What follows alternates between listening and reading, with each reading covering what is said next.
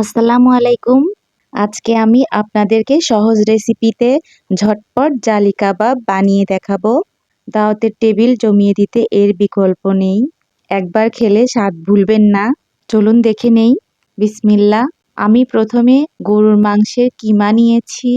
এখন আমি কিছু পেঁয়াজ বেরেস্তা দিয়ে দিলাম। কিছু পুদিনা পাতা দিয়ে দিচ্ছি। কাঁচামরিচ কুচি দিলাম। পেঁয়াজ কুচি দিলাম। 2 টেবিল চামচ ঘি দিলাম।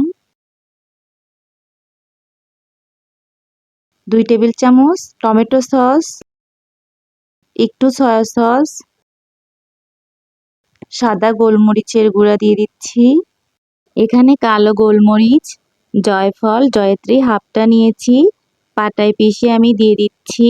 2 চা চামচ গরম মশলার গুঁড়া দিলাম। 1.5 চা চামচ হলুদের গুঁড়া, 1.5 চা চামচ মরিচের গুঁড়া, জিরার গুঁড়া 1.5 চা চামচ, 1.5 চা চামচ ধনিয়ার গুঁড়া। এখানে 2 টেবিল চামচ আদা রসুন বাটা দিয়ে দিবেন। ভিডিওটা একটু স্কিপ হয়ে গেছে। লবণ স্বাদ মতো। এখানে ব্রেড গাম দিয়ে দিচ্ছি।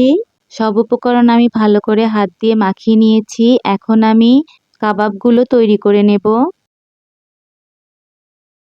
সবগুলো কাবাব আমি এভাবে তৈরি করে নিয়েছি।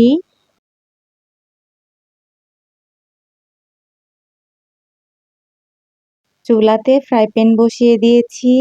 তেল গরম হয়ে গেছে। এখন আমি ডিমের মিশ্রণের মধ্যে মিশিয়ে তেলে ভেজে নেব।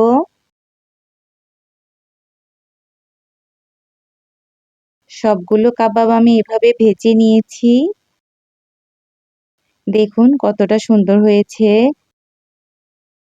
এই কাবাব রাজকীয় স্বাদের, দেখতেও সুন্দর হয়েছে, খেতেও খুবই সুস্বাদু হয়েছে।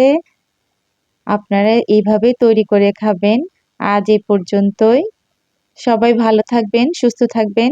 আল্লাহ হাফেজ।